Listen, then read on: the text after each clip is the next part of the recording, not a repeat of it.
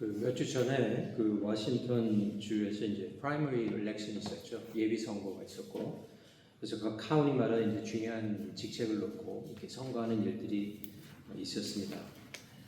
보통 미국에서 이 정치인이 되고자 하면은 어느 정도의 경제적 기반이 안정된 일들이 나가는 경우가 대부분입니다. 왜냐하면 일단 선거에 나가게 되면은 많은 돈을 요구하기 때문에 그렇죠. 그래서 보통 일반인들이 특별히 이민자들이 정치인이 되기 위해서 선거에 나가는 일은 사실 극히 드문 일입니다.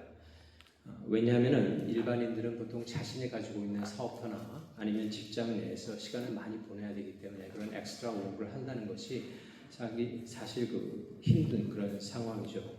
그러다 보니까 이 정치계에는 주로 사회 기반이 든든하고 어느 정도 경제력이 있는 사람들이 나가게 되고, 그렇지 못한 사람들은 나가기가 힘들죠. 일단 나가더라도 사실 그 가운데 정적들이 있고 또 여러 가지의 많은 일들을 겪어야 되기 때문에 만만한 싸움이 아니라는 것입니다. 그런데 우리가 성경을 읽다 보면은 성경에서는 이 크리스천들을 말하면서 종종 크리스천의 삶을 싸움에 비교하는 경우가 있습니다. 씨름이라고도 하고요. 그래서 사도 바울은 크리스천의 삶을 증거하면서 에베소서 6장 12절 말씀에 다음과 같은 증거를 합니다. 우리의 씨름은 혈과 육을 상대하는 것이 아니요 통치자들과 권세들과 이 어둠의 세상 주관자들과 하늘에 있는 악의 영들을 상대함이라, 이렇게 되어 있습니다.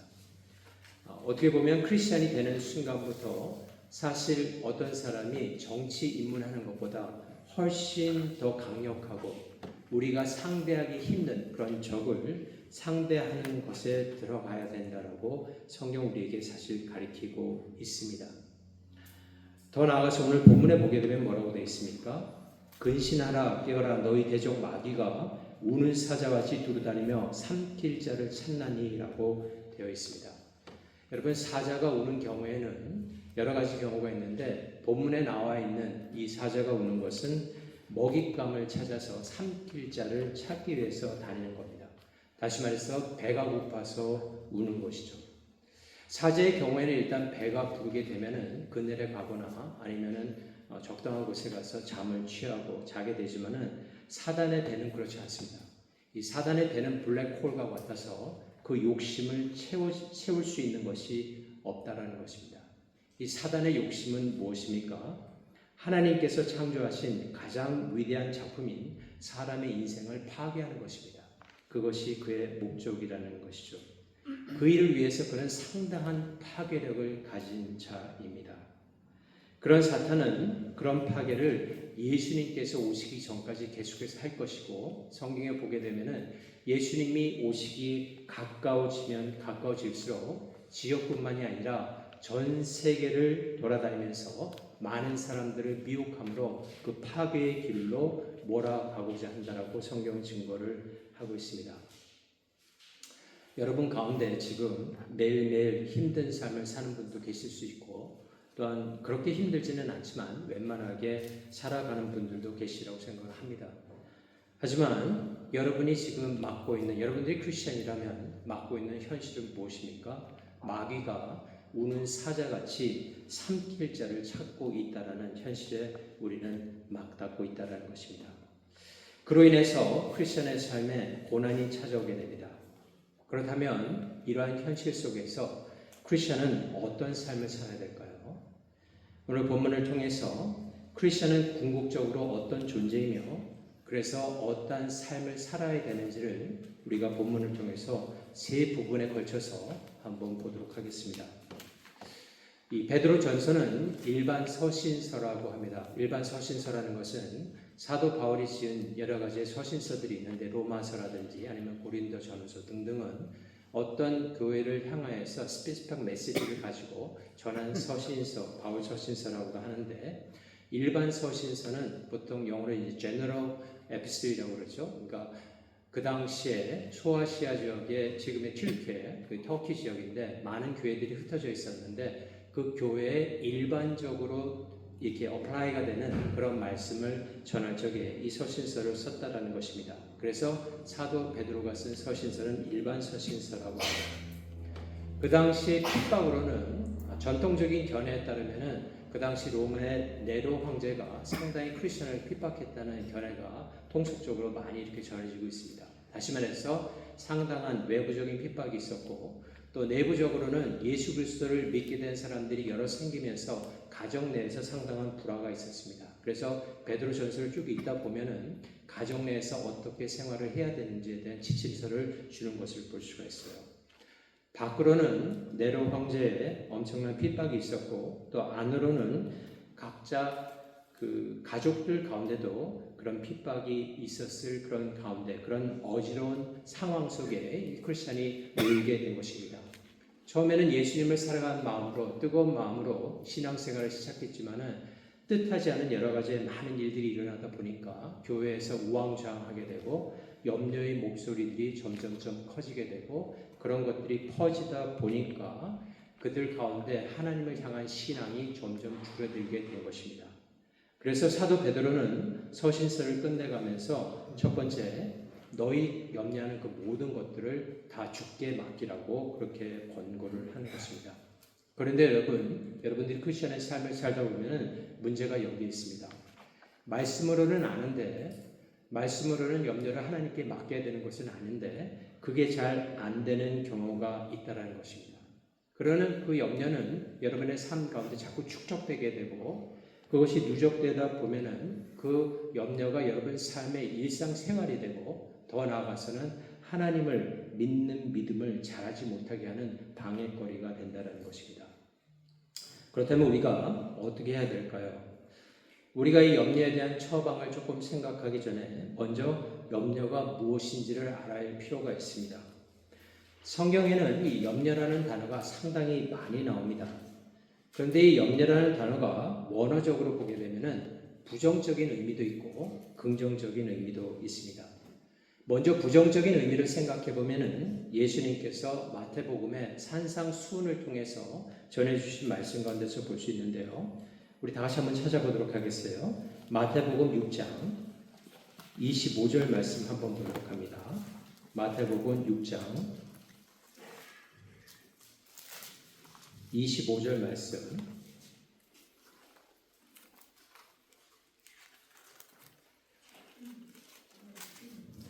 마태복음 6장 25절에 보면은 다음과 같이 적혀져 있습니다.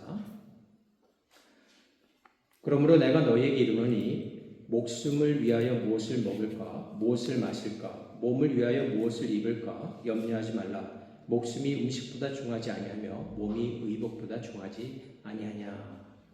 조금 더 내려가서 한 구절 더 보면요. 6장 34절 말씀 이렇게 되어 있어요.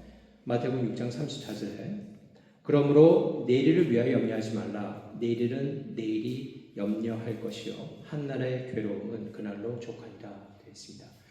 여기서 예수님께서 염려란 단어를 쓰셨을 적에는 부정적인 의미에서 쓰셨다라는 것입니다.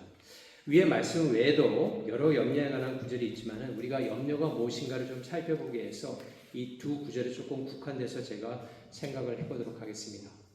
예수님이 말씀하시고자 하는 것은 염려가 어디서부터 오는가를 지금 근본적인 문제를 말씀하고 계세요.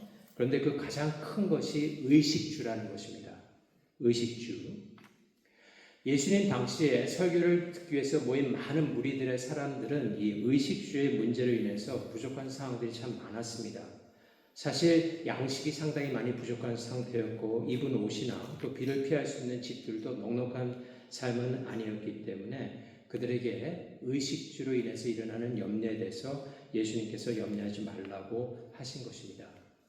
그런데 사실 그때뿐만이 아니라 이 의식주의 문제는 사람이 사는 동안에 계속해서 나타나고 있는 현상 중에 하나입니다. 그로 인해서 염려들은 최근에 그 영국의 그 푸드 파운데이션이라는 데가 있는데요. 2026년 1월에 조사한 것을 보게 되면은 다음과 같은 조사를 했습니다. 약 220만 명의 어린이가 식량 불안, 영어로는 food insecurity라고 그러는데요. food insecurity를 경험하는 가정에 살고 있다. 이 식량 불안이라는 것은 식사를 줄이거나 다이어트를 위해서 줄이는 것이 아니라 경제적인 이유로 줄이는 것이죠. 식사를 줄이거나 거르는 것, 배가 고픈데도 먹지 못하는 것, 경제적 이유로 하루 종일 먹지 못하는 것 등을 포함하고 있다는 것입니다. 이것은 가난한 어린이 아이의 숫자가 아니라 먹을 음식이 충분하지 못한 그런 아이들이 영국에서 220만 명이 있다는 것이에요. 매달마다 하기 때문에 7월달 보고된 것도 그 숫자를 거의 같이 1월달이나 같은 것을 볼 적에 어떻게 보면 영국 내에서 좀 큰 문제가 일어나고 있는 것으로 볼 수 있습니다. 과학은 발전하고 산업혁명을 거쳤던 영국이고 지금은 산업혁신이 일어나고 있는데도 불구하고 한때는 해가 지지 않는 영국이라고 했는데 그와 같은 일들이 있다는 것을 봤을 적에 좀 놀라지 않을 수가 없습니다. 음식에 대한 염려가 올 수 있다는 것이에요. 그런데 이 의식주에 관한 것을 여러분들이 좀 더 확대해서 해석을 하면은 예수님께서 말씀하시는 포인트는 이것입니다. 단지 의식주뿐만이 아니라 여러분들이 이 땅에서 삶을 유지하기 위해서 필요한 모든 것들을 가리키는 것입니다. 그 모든 것들로 인해서 보존하는 삶이 이렇게 잘못될까봐 염려하지 말라라고 지금 그러는 것입니다. 또한 한 가지 더는 내일 어떤 상황이 일어나는 것으로 인해서 어려움이 일어나는 것에 대해서 염려하지 말라는 것입니다. 왜 염려하지 말라는 것입니까? 오늘 본문에서는 하나님께서 무엇이라고 말씀하고 계십니까? 이는 그가 너희를 돌보시리라. 즉 우리의 사랑하는 아버지 하나님께서 당신의 백성들이 이 땅에서 살아갈 수 있도록 돌보시기 때문에 우리가 절대로 염려할 필요 없다라고 증거하는 것입니다. 그런데 한 가지 참 흥미로운 것은 이 염려란 단어와 돌보심이라는 단어가 어근이 같습니다. 한 단어에서 출발을 했다라는 것이죠. 이렇게 파생돼서 두 단어가 됐는데 이 염려, 그 다음에 돌봄. 그래서 원어적으로 봤을 적에는 돌봄의 의미도 있기 때문에 염려라는 단어가 긍정적인 의미가 있다는 것이에요. 왜 그러냐면은 우리의 삶, 모든 사람의 삶들이 다 소중합니다. 여러분의 삶도 소중하고 저의 삶도 소중하고 모든 사람들의 삶이 참 소중합니다. 그래서 그걸 잘 관리하려고 음식도 가려서 먹고 또 운동도 하고 피트니스 센터도 가고 그렇게 하게 됩니다. 더 나아가서는 가족들이 이 땅에서 잘 살게 하기 위해서 또 가장으로 또 부모님도 모시고 또 자녀들도 돌보면서 그들이 잘 갈 수 있도록 옆에서 필요한 것들을 공급하고 주고 보살펴 줍니다. 이 모든 것이 우리가 하는 것들이에요. 그런데 문제는 여기 있어요. 자신이 생각하기에 잘 돌봐야 되는데 자신이 되었던 가족이 됐든 그 돌봄이 자기의 힘이 미칠 적에는 걱정을 안 합니다. 그런데 그게 안 될 적에 거기의 공간을 염려가 차지하게 된다는 것입니다. 내가 해줄 수 있으면 문제가 안 되는데 해주지 못하는 부분에 대한 염려가 자꾸 쌓이게 된다는 것이죠. 그렇다면 그 쌓이는 염려를 어떻게 해결을 해야 될까요? 오늘 본문을 다시 보면은 다시 말씀드리지만 그 염려를 주께 맡기라는 것입니다. 자신이 할 수 없어서 우리의 삶에 자꾸 생기는 여러분의 삶에 생기는 그 염려를 주께 맡기라는 것입니다. 이 맡기라, 이 드린다는 말씀을 원어적으로 보게 되면은 높은 산에 가서 큰 돌을 밑으로 굴러내리는 그 단어와 같습니다. 다시 말해서 하나님께 염려를 드리는데 마치 높은 산에서 큰 돌을 굴리게 되면은 그 돌이 다시 돌아올 수 없듯이 하나님께 완전히 드리라는 것입니다. 그렇다면 그 염려를 어떻게 하나님께 우리가 드릴 수 있을까요? 맡길 수 있을까요? 그것은 기도로 하는 것입니다. 그래서 빌립보서 4장 6절에는 다음과 같은 증거를 하고 있지 않습니까? 아무것도 염려하지 말고 다만 모든 일에 기도와 간구로 너희 구할 것을 감사함으로 하나님께 아뢰라. 그리하면 모든 지각에 뛰어난 하나님의 평강이 그리스도 예수 안에서 너희 마음과 생각을 지키시리라. 아멘. 성경에 보게 되면은 이 절박한 상황 가운데서 하나님께 나아가 간절히 기도함으로 말미암아 마음의 평안을 얻는 그런 예들을 갖다 우리가 많이 볼 수 있어요. 한나의 경우도 그런 것인데요. 한나가 상당히 어려운 일을 겪고 있었습니다. 그 많은 어려운 가운데 그가 성전에 나왔고 그 다음에 하나님께 간절히 기도했습니다.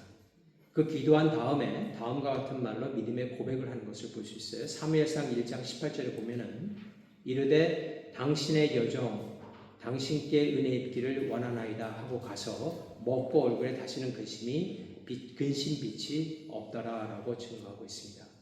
물론 그 당시에 제사장이었던 엘리에게 고백한 것이지만 그것은 하나님에 대한 믿음의 고백이었습니다.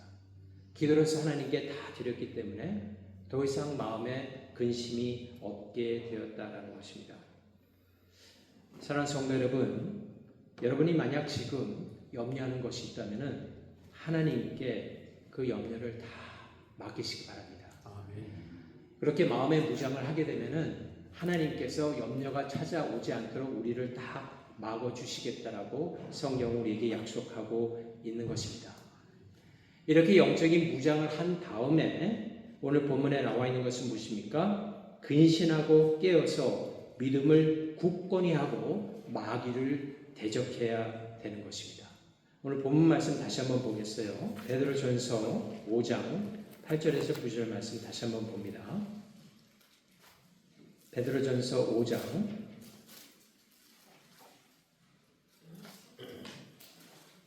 8절에서 9절 말씀 다시 한번 봅니다. 이렇게 돼 있어요.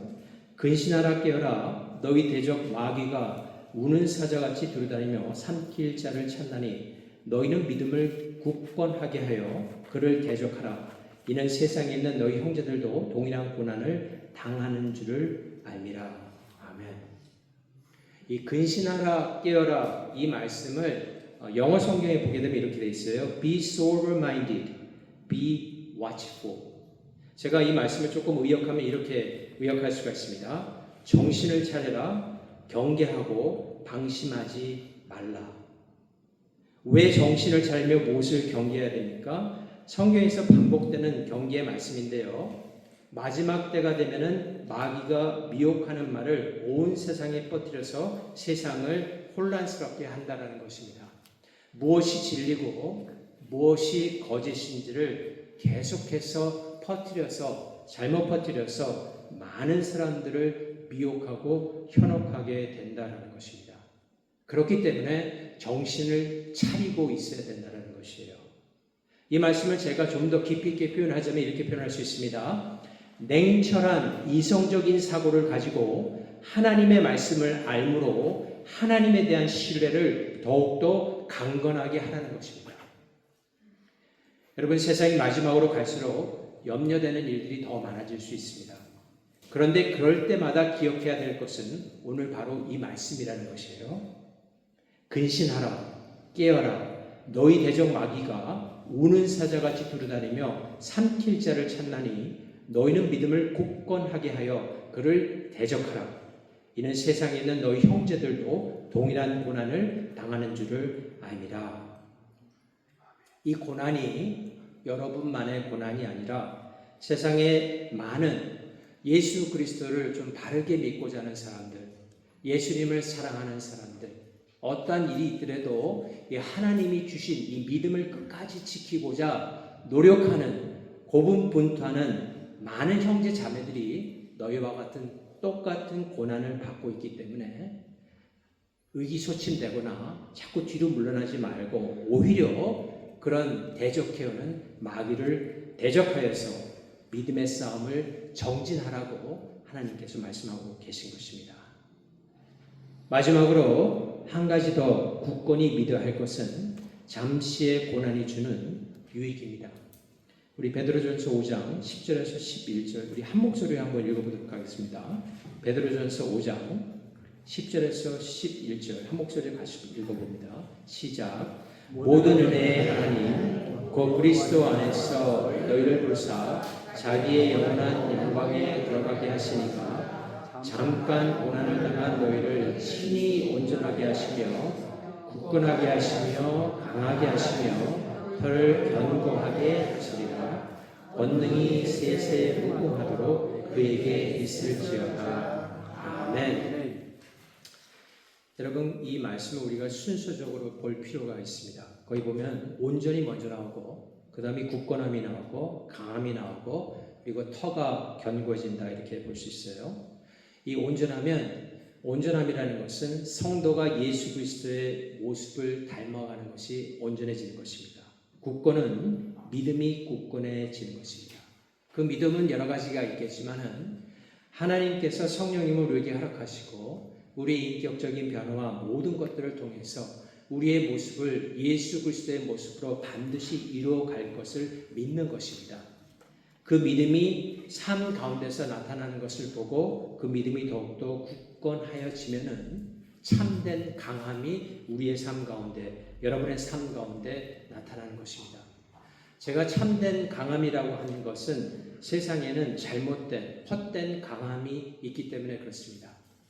겉으로 보기에는 상당히 강한 것 같은데 사실은 그것이 참된 강함이 아닌 경우가 많습니다. 세상에서 참된 강함은 무엇입니까? 예수 그리스도의 인격이 성령의 능력으로 말미암아 우리 가운데서 나타나는 것, 그것이 가장 참된 강함이라고 성경은 가리키는 것입니다.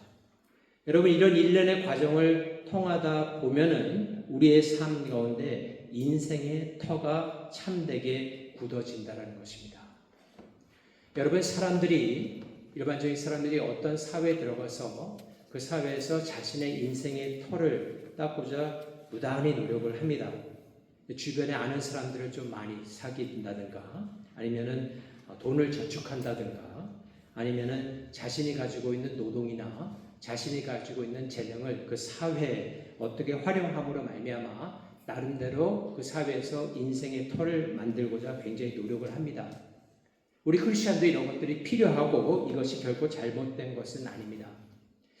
그런데 크리스천들에게 있어서 그 중심은 마음에 항상 중심적으로 생각해야 될 것은 위에 언급한 말씀이 기초가 되어야 된다는 것입니다.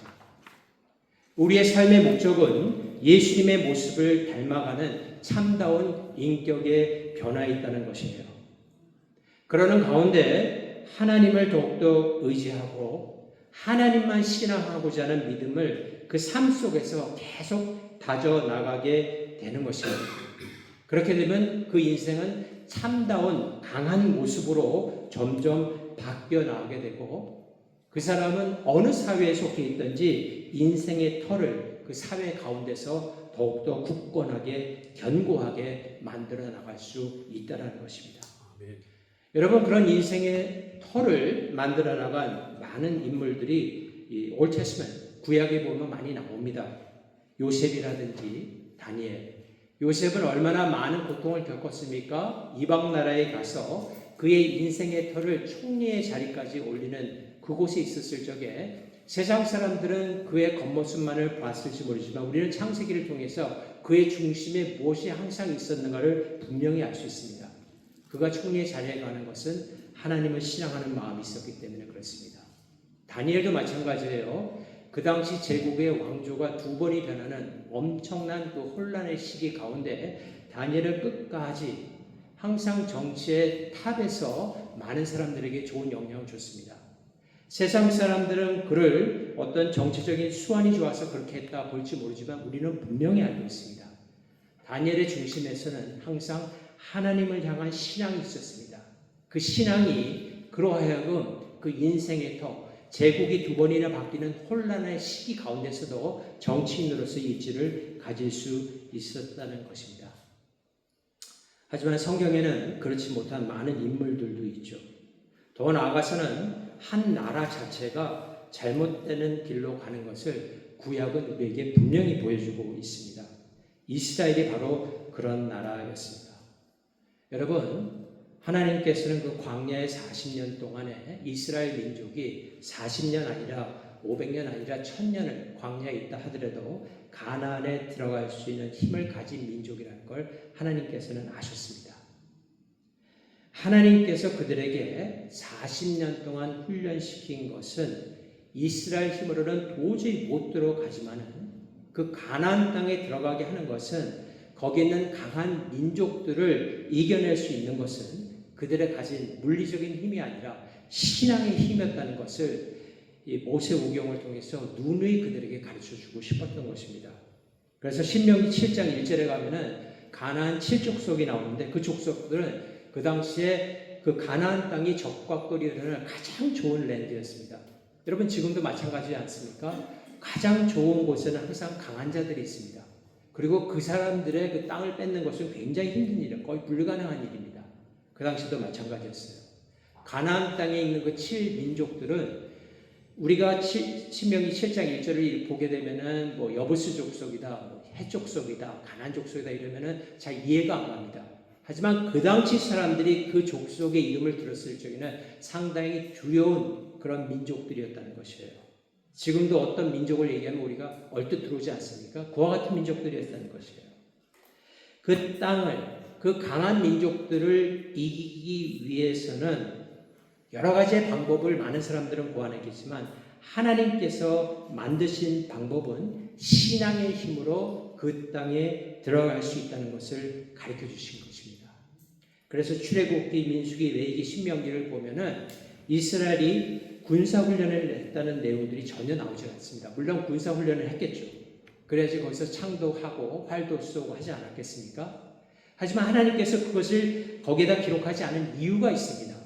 왜냐하면 그들이 가나안에 들어가서 그것을 정복한 것은 그들의 물리적인 힘이 강해서 군사훈련이 잘 돼서가 아니라 하나님을 신앙하는 그 믿음이 있었기 때문에 불가능한 땅을 그들이 점령할 수 있었다라는 것입니다. 그래서 바로 그 땅에 들어가기 전에 주신 신명기서를 보게 되면 중심적인 내용은 하나님만을 믿으라는 것이고 레위기서를 보게 되면 내가 온전한 것 같이 너희도 온전하라. 일만이 아니라 삶의 인격적인 변화도 이루라고 하나님께서 말씀하시는 것입니다. 그렇게 해야 너희가 대적할 수 있는 적을 대적할 수 있다는 것이죠. 사실 구약의 이스라엘 사람들의 삶을 보게 되면 그들이 하나님을 의지하고 말씀을 따랐을 적에는 주변의 많은 사람들을, 나라들을 다스렸던 것을 볼 수가 있어요. 하지만 그들이 주변 나라를 자꾸 따라가고자 하고 하나님의 말씀에 멀어질 적에는 결국 어떻게 되었습니까? 안으로 밖으로 문제가 생기기 시작하고 결국에서는 가나안에서 인생의 토를 다 잃어버리고 포로의 신세로 바벨론으로 아수르로 끌려가게 되었던 것입니다. 하지만 하나님께는 은혜로우시고 하나님께서는 자비하셔서 그 민족들을 사랑하시고 그래서 가나안의 일부인 갈릴리, 예루살렘, 유대 땅으로 그 민족을 다시 대이동시키게 됩니다. 그리고 오랜 시간이 흐른 다음에 예수님께서 그 땅에 다시 오세요. 예수님께서 다시 오셨을 적에는 그들을 영원한 가나안으로 이끌기 위해서 다시 오신 것입니다. 하나님의 나라, 천국으로 이제 이끄실 목적으로 예수님께서 그 땅에 다시 오십니다.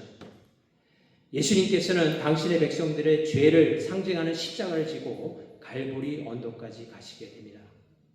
그래서 이사야 선지자는 그 예수 그리스도의 고통의 모습을 다음과 같이 증거하고 있습니다. 그가 찔림은 우리의 허물 때문이요 그가 상함은 우리의 죄악 때문이라. 그가 징계를 받음으로 우리는 평화를 누리고 그가 채찍에 맞음으로 우리는 나음을 받았도다. 예수님께서 이 땅에 오셔서 지류고를 겪으심으로 말미암아 우리의 모든 죄악의 문제가 해결된 것입니다. 또 나아가서는 예수님께서는 이 땅에 오셔서 많은 멸시와 수고를 참으셨습니다. 그래서 이사야서에 보게 되면 다음과 같은 증거를 하고 있는 것을 볼 수 있습니다. 그는 멸시를 받아 사람들에게 버림받았으며 강고를 많이 겪었으며 질고를 하는 자라 마치 사람들이 그에게 얼굴을 가리는 것 같이 멸시를 당하였고 우리도 그를 귀히 여기지 아니하였도다. 우리는 그리스도를 배반하고 우리는 모든 악한 행위를 하나님께 퍼부었지만은 하나님께는 자비하셔서 그리스도께서 우리가 감당해야 될 모든 수고와 감내, 멸시를 다 담당케 하시고 우리의 죄악의 문제를 해결하시려고 말미암아 이제 예수 그리스도를 구주로 믿는 모든 사람들에게는 영원한 생명을 주시고 당신의 백성으로 삼겠다고 하나님께서 선포를 하신 것입니다. 죽음이 예수 그리스도를 붙들 수 없었습니다. 왜냐하면 예수님께서는 아무 죄가 없으셨기 때문에 예수님이 죽으심은 우리의 죄를 담당하고 우리가 죽어야 되는데 우리가 죽지 아니하고 예수께서 대신 죽으신 것입니다. 죄가 없으신 예수님을 붙들 죽음의 명분은 없었고 결국 예수님께서는 죽음에서 나오셔서 3일 만에 부활을 하십니다. 그래서 예수 그리스도를 믿는 모든 사람들에게 영원한 생명이 있다. 예수를 믿으면 하나님과 더불어서 영원한 삶을 살 수 있다고 하는 소망의 메시지를 우리 모두에게 준 것입니다. 그래서 우리가 이 땅에서 아무리 어려운 고통 가운데 있더라도 그 산 소망이 있기 때문에 하나님과 영원히 살 수 있고 그리스도와 영원히 살 수 있다라고 하는 참된 소망이 있기 때문에 다시 매일매일의 삶 가운데서 정진해 나가는 믿음의 삶을 살 수가 있다는 것입니다.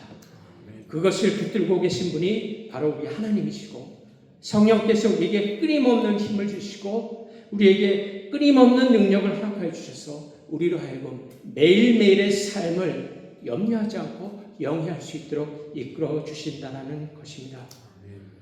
사랑하는 성도 여러분, 여러분을 구원해 주시고 지금도 살아계셔서 여러분을 돌보고 계신 예수 그리스도를 더욱더 많이 사랑하시기 바랍니다.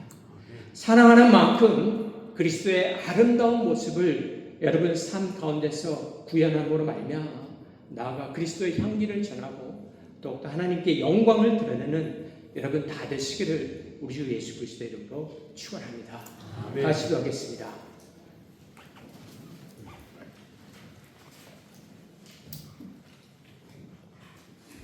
사랑과 내가 풍성하신 아버지 하나님 감사합니다. 참 나약하고 부족한 저희들을 하나님께서 은혜를 베풀어 주셔서 구원해 주셔서 너무나 감사합니다. 우리가 어떤 삶을 살든 간에 하나님께서 함께 하시고 그 말미암아 하나님께 영광을 드러내는 존재로 바꿔주심을 참으로 감사를 드립니다. 하나님, 우리는 널트와 같은 잠깐 있다가 가는 입김과 같은 그리고 정말 흙먼지와 같은 너무나 연약한 존재이지만 하나님께서 그 연약한 존재의 부족함을 아시고 불쌍히 여기시고 그 인생이 파괴되는 것을 안타깝게 여기셔서 이 세상에 오셔서 우리를 구원해 주시고 새로운 삶을 살 수 있도록 인도해 주시니 감사합니다. 주님께서 베풀어 주신 은혜 우리가 더욱더 감사하며 또 새롭게 시작하는 한 주간 가운데 주님께서 주시는 능력으로 주님께서 주시는 참된 강함으로 주님께서 주시는 참된 믿음으로 한 걸음 한 걸음 나아갈 수 있도록 주 성령께서 우리의 삶을 인도하여 주시옵소서. 이 모든 말씀 우리 주 예수 그리스도의 이름으로 간절히 기도합나이다. 아멘.